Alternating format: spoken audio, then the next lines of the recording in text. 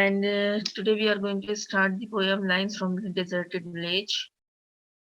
So today we will know about that. Why do we call this deserted village?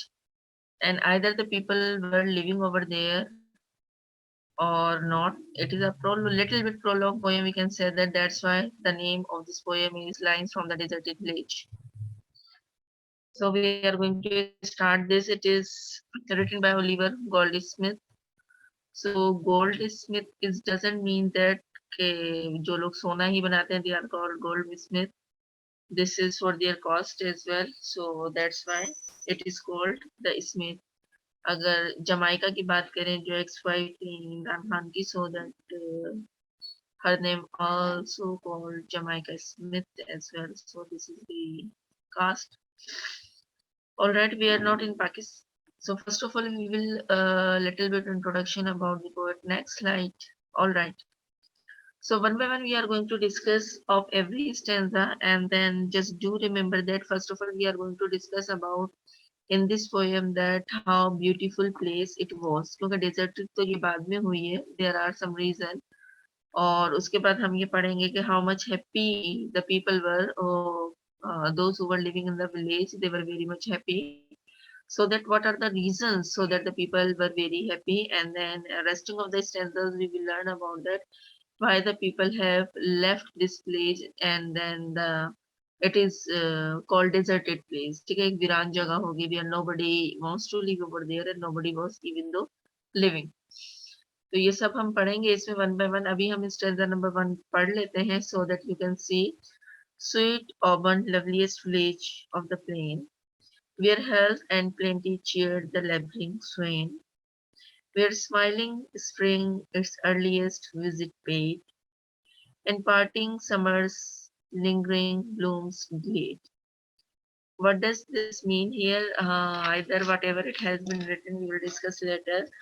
But they are talking about the village which there the people are living over there. The place is very beautiful, and that everybody is having means आपको पता है मेहनत करने वाले लोग होते हैं मेहनत करते हैं तो वो क्या कर रहे थे they are also doing the hard work as well as they are wealthy enough. हमारे यहाँ आजकल क्या होता है कि they are not much healthier, तरह तरह की बीमारी लग जाती है, but at that time period the people were very hard working and they are doing their hard work, and then on the other hand they are not only the hard worker, they are having enough strength as well. ठीक है wealth के साथ साथ उनके पास ताकत भी मौजूद थी, स्ट्रेंथ भी मौजूद थी, और जिसकी वजह से दे आर वेरी हैप्पी. और जो प्लेस थी पर्टिकुलर प्लेस ये सब आ रहे हैं जा रहे हैं काम कर रहे हैं, they are talking to each other, they are loving to each other, they means very happy. ठीक है अच्छा यहाँ पे जो एक बात कर रहे हैं they are also talking about the climate change as well, that how the climate has been change. तो वहाँ जो बाहर का और जो गर्मी का मौसम था वो देर से जाता था, बाहर का मौसम जल्दी आता था, और इन दोनों मौसम में क्या होता है खूबसूरती ये होती है that the flowers are coming out, और जब फूल पौधे से निकलेगा तो ऑब्वियसली वो भी ज्यादा खूबसूरत लगेगा रादर देन कि सर्दी का मौसम हो या खजा का मौसम हो. ये दोनों मौसम ऐसे होते हैं where the means the flowers can be what do we say that can be scattered. ठीक है अब यहाँ हम थोड़ा सा पढ़ लेते हैं इसको. In these line the poet has describe the beauty the village Auburn. Auburn क्या है उस विलेज का नाम है, that is the name of a place. He calls his village to be the most beautiful village of the plain. He says the hard working villagers are very happy because they were healthy and strong. जो भी हमने बात की कि जो village के लोग होते हैं गांव के लोग होते हैं उनका काम बहुत ज्यादा टफ होता है, और लेकिन काम के साथ-साथ उनमें ताकत भी होती है और उसके साथ-साथ वो बहुत खुश होते हैं काम करके, वो मेहनत करके खुश होना जानते हैं. The village people work hard and had everything in plenty, or whatever they needed, they were having enough things, plenty things they are having whatever they need. Okay, they lived a carefree life. The climate of the village was so fine that spring seemed to come there very early and beautiful. Of the departing summer stayed there for a long time. In short weather of the village remained for throughout the year. अब क्या कहने का मकसद है कि यहाँ पे वो वही बात कर रहे हैं कि वहाँ बाहर का मौसम जो है वो जल्दी आ जाया करता था, और जो खिजा का मौसम है और जो सर्दी का मौसम है वो देर से आया करता था और फिर इसी गर्मी के मौसम को ये लोग बड़ा एन्जॉय करते थे। वहाँ पे दरख्त हुआ करते थे, उसके नीचे ये लोग बैठ जाया करते थे और वहाँ पे फूल-पौधों को के साथ, हरियाली के साथ बड़ा एन्जॉय करते थे और अपने ये जो मौसम आ रहे हैं, जा रहे हैं through out the year, they looks very beautiful और वो जो है अ, मीन्स उनको ऐसा लगता था कि कभी उनकी लाइफ में ये टाइम आएगा ही नहीं कि ये जो गाँव है, ये बिल्कुल वीरान हो जाएगा। Now, next stanza that we see that what they are going to discuss about it.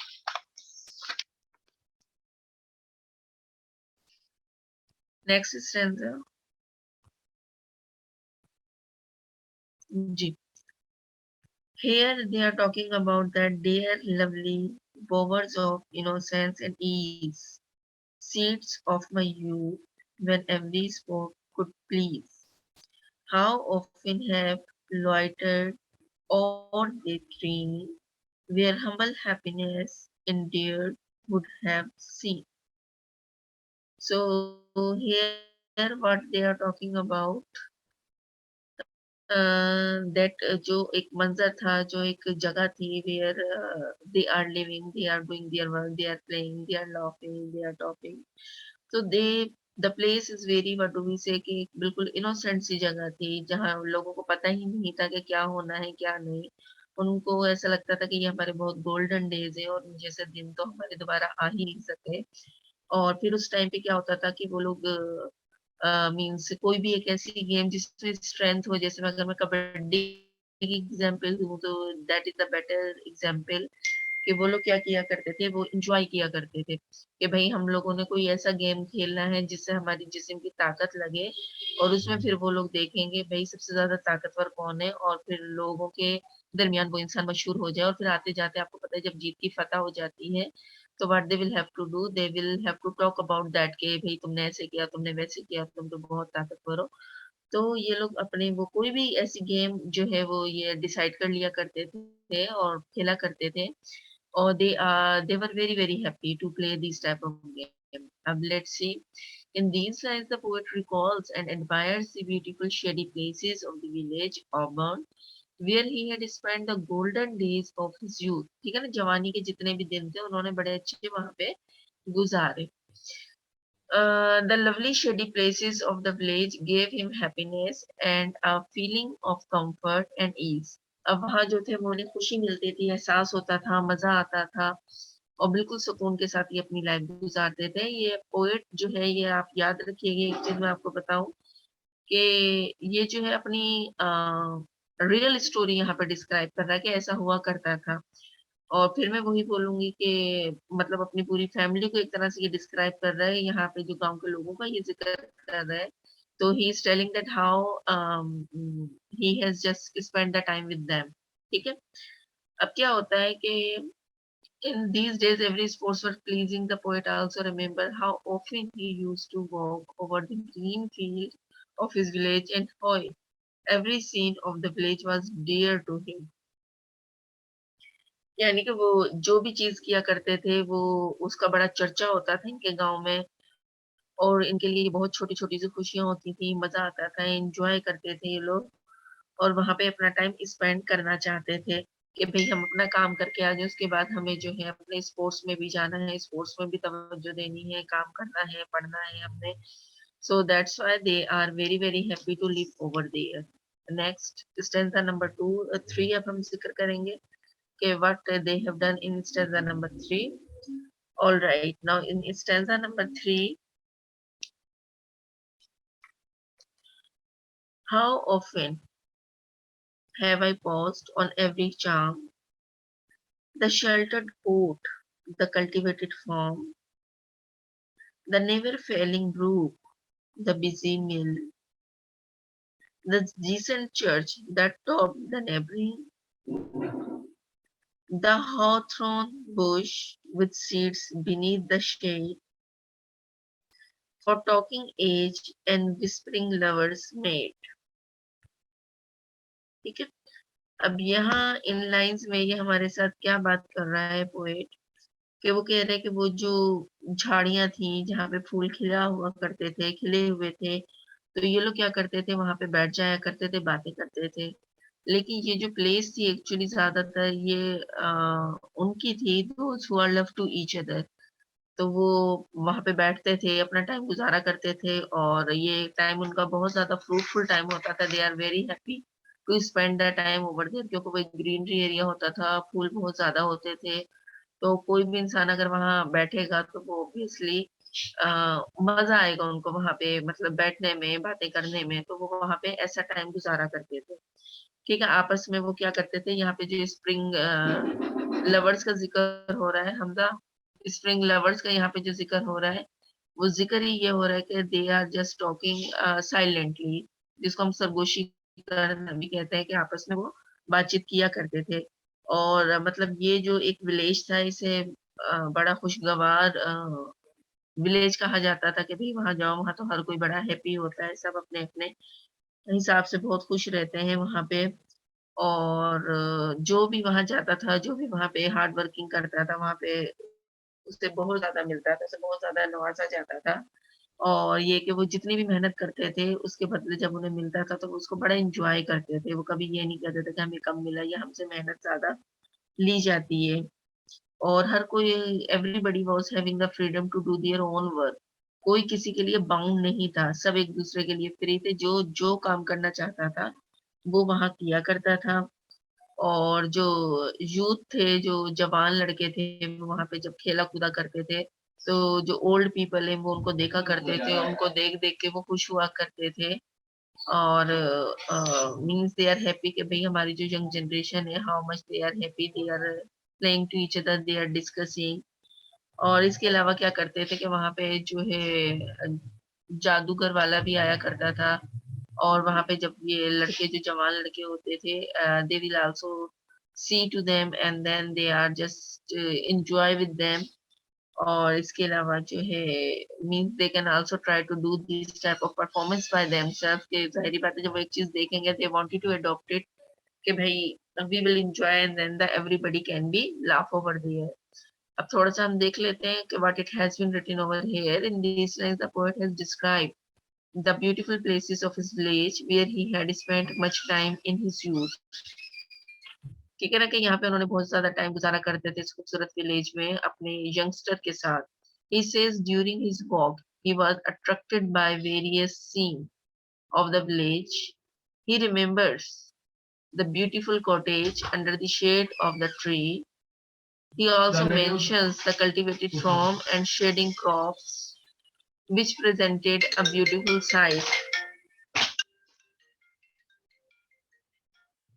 cottage under the shade of the tree. He also mentions the cultivated from the shading crops, which presented a beautiful sight. The mill of the village was always busy in grinding flour. The poet praises the stream of the village, which did not become dry in all season. The beautiful building of the church nearby hill impressed him much. He recalls the bushes of the hawthorn, under the shade of which the old farmers used to sit and talk to each other. ठीक है, वही हमने बात की कि बहुत ज्यादा हरियाली हुआ करती थी, फूल खिला हुआ करते थे। They wanted to sit over there, वहाँ पे जो भी चर्चेज वगैरह होते थे, जो भी प्रेयर प्लेसेस होती थी, वहाँ बड़ा एंजॉय करते थे। उसके भी चारों तरफ हरियाली हुआ करती थी, और वो एक सिटिंग प्लेस हुआ करती थी। फ्रिज में रख दो। वहाँ पे ठीक है, वो वहां पे क्या किया करते थे, एंजॉय किया करते थे, एंजॉय किया करते थे वो वहां पे साथ बैठ के। और वो चाहते थे कि वो वहां पे बैठे।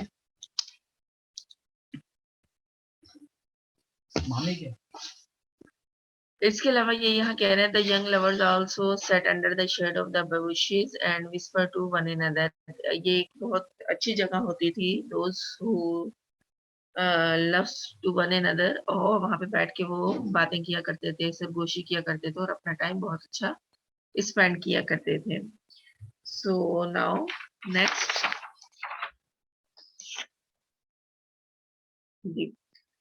stanza number 4. How often have I blessed the coming day? when toil remitting lent its turn to play, and all the village train from labor free led up their sports beneath the spreading tree. अब यहाँ पे किस चीज की बात हो रही है कि in these lines the poet says that he used to wait impatiently for the day of holiday when everyone left work and came to take part in games under the shade of a big tree outside the village. अब यहाँ कह रहे हैं कि हर वक्त ज़ाहिर बात है विलेज के लोग थे, मेहनत करना जानते थे, मेहनत का काम होता था।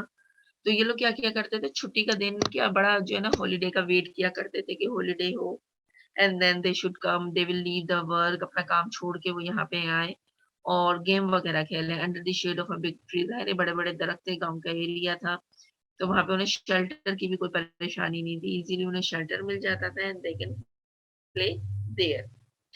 उसके बाद क्या होता था, all the people of the village took keen interest in different games and enjoyed themselves. फिर जितने भी मतलब लोग हुआ करते थे वो इस गेम में पार्टिसिपेट किया करते थे बड़ा इंटरेस्ट लेके और इस गेम को बड़ा एंजॉय करते थे वो।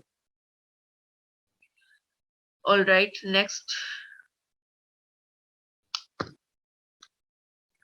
उसके बाद हम आ जाते हैं स्टैंजा नंबर 5 पे, वाइल।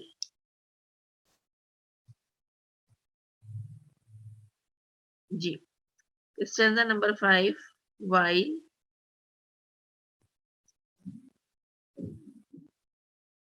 While many pastry.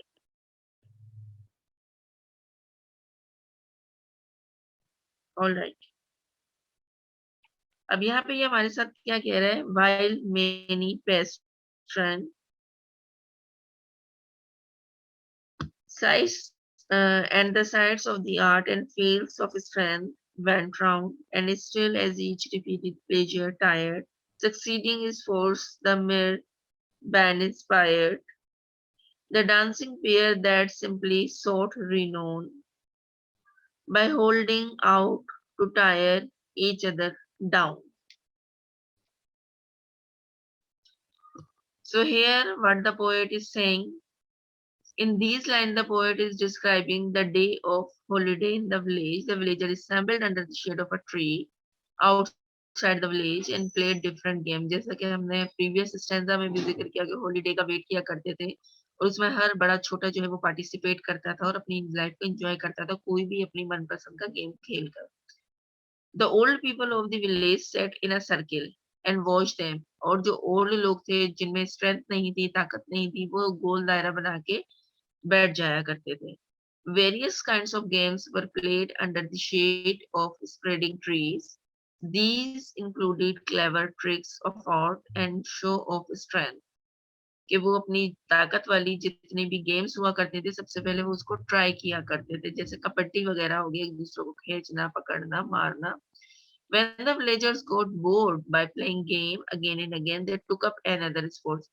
और जब उन्हें खेलते-खेलते काफ़ी टाइम गुज़र जाया करता था और उनको लगता था अब तो ये हमारे लिए बोरिंग है, मज़ा नहीं आता खेलने में, तो वो फिर अपनी स्पोर्ट्स को भी चेंज कर लिया करते थे। वो कहते थे अब इसकी जगह हमने ये वाली गेम खेलनी है। They also danced and enjoyed themselves. वो आपस में हल्ला-गुल्ला किया करते थे, नाचा करते थे और बड़े some dancing peers tried to बहुत अच्छा डांस किया करते थे, तो उनको फिर जो दूसरे लोग थे उनको बड़ा एप्रिशिएट किया करते थे। उनकी अपनी सलाहियतों की वजह से to perform this type of तो ऐसा हमारे पास जगह होगी, हम बैठ के बातें भी कर सकते हैं, हम बैठ के खेल भी सकते हैं। So it happens in the villages. The life is totally different rather than the city life. Next, next slide. Yes.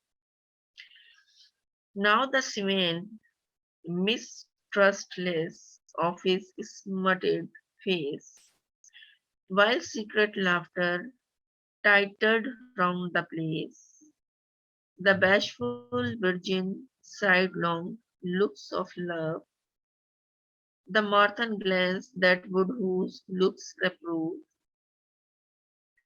These were the charms, sweet village sports like these, with sweet succession,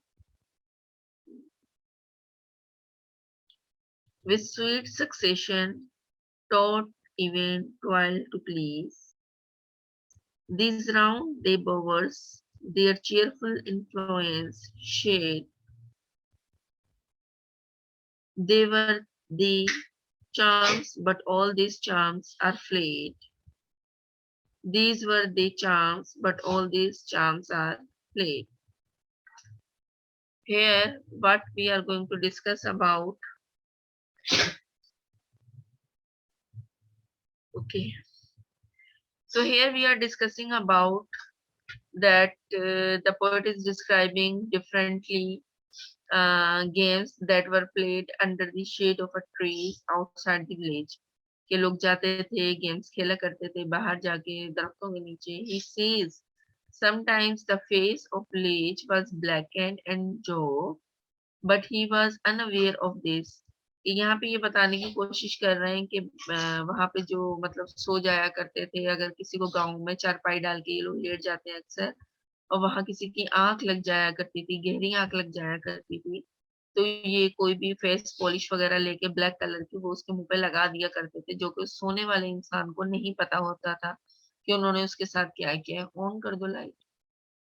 तो फिर जब वो उठता था but he was unaware of this उसको पता ही नहीं होता था कि मेरे साथ ये लोग क्या कर रहे हैं. The others laughed at him secretly. और जब वो उठकर बाहर जाता था उसको देखता था तो फिर लोग क्या करते थे जब उसके चेहरे को देखते थे कि उसका चेहरा बिल्कुल ब्लैक हो रहा है तो वो हंसा करते थे अंदर ही अंदर दिल में कि इसके चेहरे को क्या हो गया या वो कुछ लोग समझ जाया करते थे कि ये सो रहा था बाहर तो लोगों ने इसके चेहरे पे कालक मल दी है ब्लैक कर दिया है इसको इसका face. The poet also describe the ये यहाँ पे क्या डिस्क्राइब करना चाह रहे हैं बेसिकली डू रिमेम्बर दैट कि वो अपनी खुशियों को शेयर करते हैं छोटी छोटी शरारतें करते हैं वो अपनी लाइफ में एंजॉय करना चाहते हैं वहां पे मासूम लोग हैं जिस तरीके से एक छोटा सा वो विलेज है इसी तरह वहां के लोग हैं और वो मतलब मजे कर रहे हैं एक दूसरे के साथ. The poet also describes the presence of village girls who secretly looked at their lovers with shy look. अब यहाँ पे क्या बात कर रहे हैं एक लड़की की यहाँ पे बात कर रहे हैं she wanted to see the lovers one तो वो चाहती है कि मैं मतलब छुप छुपा के उसको किसी ना किसी तरह देख लूं सच स्पोर्ट्स एंड मैरी थॉट. अब यहाँ पे इन्होंने मार्टिन की जो बात की है यहाँ पे उसकी मदर की बात की है लड़की की मदर की बात की है. Such sports and merry thoughts the villagers to work harder and to live happily. अब वहां पे वो क्या बात कर रहे हैं कि है ना वो मतलब देखना चाहती थी उसको अच्छा लगता था लेकिन ऑन दी अदर हैंड क्या कह रहे हैं the poet feels sorry to say that all these charms have disappeared now. ये मतलब उसकी मदर यहाँ पे मार्टन glances that would those look pro कि उसकी मदर उसे देख लेती है और वो फिर बोलना शुरू कर देती है कि मैंने तुम्हारी तरबियत ऐसी तो नहीं की तुम ये कैसे काम कर रही हो अगर तुम्हें गाँव में बाहर आने की इजाजत है तो तुम इस तरीके से करोगी तो totally she was just telling to her that you will not suppose to do this. तो मतलब यहाँ पे इस तरीके से डिस्क्राइब किया है कि not only playing the games other people also want to meet to each other. उसके अलावा ये लोग यहाँ पे क्या बात कर रहे हैं the poet feel sorry to say उसको बहुत अजीब लग रहा है और वो सॉरी कर रहा है अपने आप say that all these charms have disappeared now. यानी ये जितनी भी मतलब चार्म्स हैं और मतलब जो खुशियां थी वो सारी की सारी अब आके खत्म हो चुकी हैं अब ऐसा वहां पे कुछ भी नहीं है उस गांव में कुछ भी ऐसा नहीं बचा. Next slide. Okay where wealth all right. Where wealth accumulates and men decay, the princes and the lords may flourish or may fade. A breath can make than as breath has made, but a bold peasantry their country's pride, when one destroyed, can never be supplied. अब यहाँ पे ये बहुत अच्छा stanza है and what they are discussing here we are discussing right now. In these lines, the poet describing the present state of the village which looks deserted. यानी यहाँ पे उसने प्रेजेंट स्टेट को बताया है और जो कि अब बिल्कुल डिजर्टेड हो गई है बिल्कुल वीरान हो गई है. Nobody is living over there. He says that a country begins to fall a prey to every kind of evil when people begin to collect money. अब उन्होंने क्या कहा कि यहाँ के जो लोग हैं वो अब दुआओं की बजाय क्या करने लगे हैं कि begins to fall a prey to every kind of evil, यानी कि वो दुआ करने लगे हैं इस तरह के गुनाह से, इस तरह के जुर्म से कि when people begin to collect money, कि ये जो है वो अमाउंट यानी कि पैसे को वो जमा करना उन्होंने शुरू कर दिया, और जहाँ हम पैसे को जमा करना शुरू कर देते हैं, वहाँ हमारी खुशियाँ खत्म होना शुरू हो जाती हैं। He says that people run after wealth, कि लोग जो हैं मतलब पैसे के पीछे उन्होंने भागना शुरू कर दिया, वो लोगों की परवाह नहीं करने लगे and does not care for welfare of their fellow man. और वो अपने साथ उनके जो रहने वाले थे, उनके साथ जो काम किया करते थे, उनके साथ जो हँसी-मज़ाक किया करते थे, उनकी वो कोई परवाह नहीं करते। सिर्फ़ उन्होंने अपना मकसद बना लिया है, ज़िंदगी का मकसद बना लिया था कि बस अब उन्होंने पैसे के पीछे भागना है और पैसा ही जमा करना है। They are sure to face and bad luck. अब ये उनकी बदकिस्मती थी। He says princes and lords can go down as easily as they have risen। मतलब आपको पता है शहज़ादों वग़ैरह का कितना नाम होता है, और जो है ये मतलब वो बिल्कुल नीचे की तरफ जाने लगे, ऊपर जाने के बजाय उनका जो ग्राफ था वो नीचे की तरफ आने लगा। The rise of the upper class people is not a sign of a country's progress.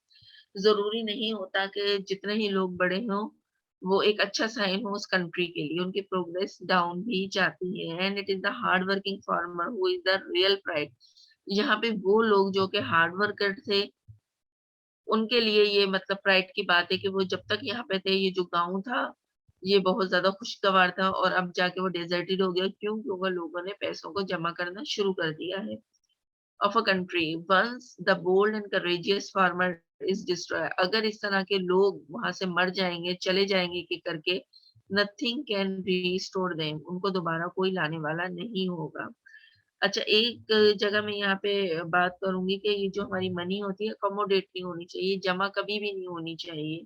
इसकी डिस्ट्रीब्यूशन बहुत ज़रूरी है, जो कि आप मॉनेटरी अगर किसी ने सब्जेक्ट पढ़ा हुआ हो तो वहाँ पे हम ये डिस्कस करते हैं कि मतलब इसकी मनी की डिस्ट्रीब्यूशन होती रहेगी, तो हालात बेहतर रहेंगे, वरना आपकी इकोनॉमी जो है वो उतनी ही, एक इकोनॉमिक सब्जेक्ट होता है जिसमें हम सब कुछ पढ़ते हैं रिगार्डिंग द मनी।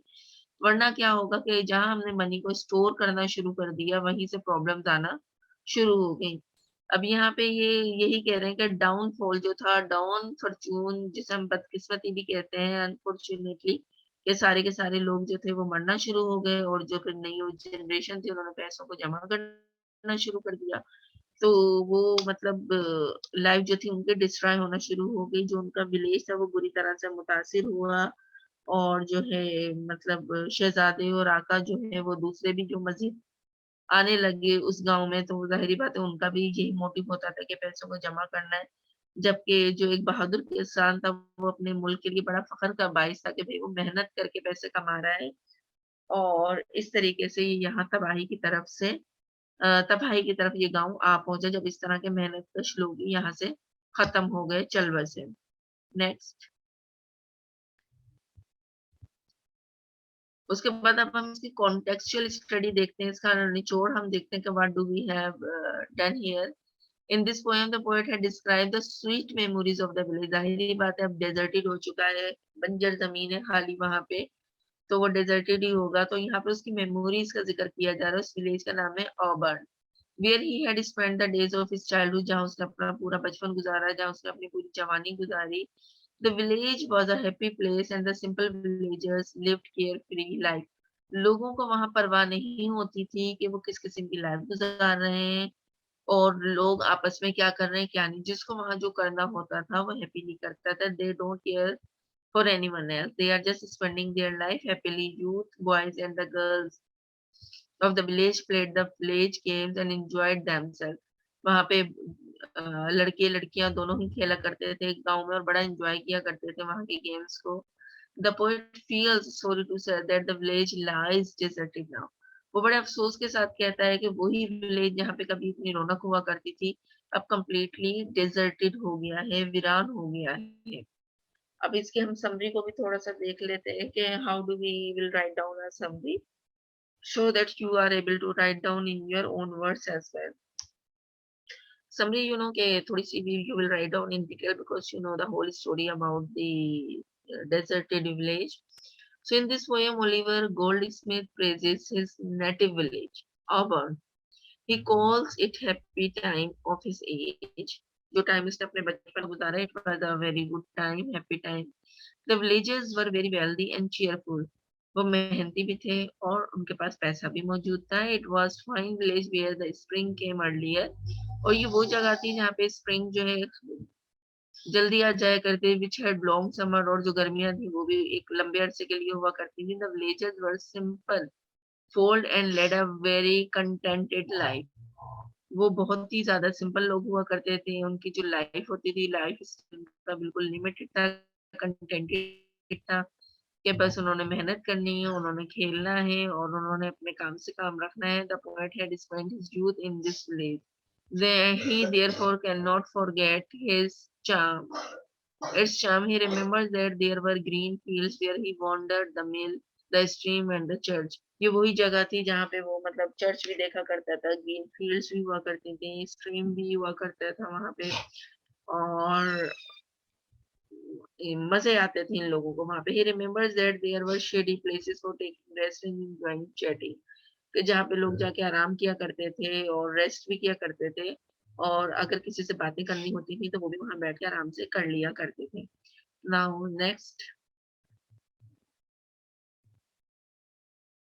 फिर क्या होता था, on holidays villagers enjoy different games. On such occasions many feats of skill and strength were also shown, while the young men took active part in this game. जिस तरह हमने poem में भी जिक्र किया कि वो लोग अपने काम से फारिग होने के बाद जो काम टाइम बचता था वो उसमें गेम की खेला करते थे, अपनी स्किल्स को, अपनी ताकत को वो यूज किया करते थे, एक्टिविटी में पार्ट लिया करते थे ज्यादा से ज्यादा. The dancing couples performed dances, और जिनको डांस करना आता था वो मतलब कपल जो है वो डांस भी किया करते थे. Sometimes they played a trick on some young farmer. They would smear his face with mud or blacken. जो लोग सो जाया करते थे, गहरी आंख लग जाया करती थी, उनके फेसेस जो है वो ब्लैक कर दिया करते थे. That provided a lot of fun to the whole company. और फिर वो क्या किया करते थे, बड़े मजे किया करते थे अपनी कंपनी के साथ, लोग उन पे हंसा करते थे जिसका फेस वो ब्लैक किया करते थे. Sometime a shy girl looked at secretly her lover, then her mother would reprove her daughter for her attitude. Such were the pleasures of his native village, which has been ruined. अगर कोई लड़की अपने lover one को देख लेती थी तो उसकी माँ जो थी उसको मतलब बड़ा उसके एटीट्यूड के बारे में बताया करती थी कि तुम्हारी मैंने परवरिश ऐसी नहीं की थी और तुम किस किस्म की काम कर रहे हो. मतलब इन अ नटशेल बताने का मकसद सिर्फ यही है कि छोटी छोटी खुशियां, छोटी छोटी बातें एंजॉय करते थे ये लोग अपनी life. In the end the poet says that the villages are backbone of a country. Villages अगर नहीं हो किसी कंट्री में तो ये लाइफ ही बेकार है, ये बैकबोन है. विलेजेस से ही हमारे सिटीज में भी रौनक है कि लगता है सिटी है. Okay, if they are destroyed once they can never be created again. अगर ये एक दफा कोई भी गांव, किसी भी गांव की रौनक इस तरीके से खराब हो जाती है तो फिर हम उस रौनक को दोबारा वापस नहीं ला सकते. तो हमारे लिए बेटर यही है कि whatever we are doing, so that we should have to do in a positive way, and then everything should do lively. And on the other hand, if we will start thinking wrongly, so that as here we are discussing about कि लोगों ने पैसे जमा शुरू करना शुरू कर दिए, लोग एक दूसरे से बात नहीं किया करते थे, उनकी जिंदगी का मकसद ही ये था कि वो पैसों को जमा करें. तो वहां पे क्या है कि जितने भी बहादुर किसान थे इन लोगों ने खत्म होना शुरू हो गया, और जो न्यू जनरेशन थी उन लोगों के जहनों में पैसों वाली बात बैठ गई. और जब पैसों वाली बात बैठ जाती है जहनों में तो ऑब्वियसली कि फिर आप कुछ भी नहीं कर सकते, फिर आपके जहन में आपका मोटिव ही ये होता है कि हमने पैसा कमाना है और जमा करना है. और जहाँ ये वाली बात आ जाती है वहां पे खुशियां चली जाती हैं, खुशियां नहीं रहती. वैसे ही इस गाँव के साथ हुआ, और इन्होंने तो अपनी ट्रू स्टोरी जो है वो डिफाइन की है अपनी पूरी फैमिली के साथ ओवर ओलिवर गोल्ड स्मिथ ने. और जिसमें उन्होंने बताया है कि मनी इज नथिंग, मनी हमारे लिए अकोमोडेट करने के लिए नहीं होती, it can be for the distribution. And अगर हम खुशियों के लिए अपनी मनी को अहमियत देंगे तो वह हमारे पास खुशियां कभी भी नहीं आएंगी. हमें मनी को अहमियत नहीं देनी चाहिए, हमें खुशियों को अहमियत देनी चाहिए. So this is overall. I hope so you have liked this poem. So inshallah, tomorrow we will discuss another poem. Thank you so much. Allah Hafiz. Take care.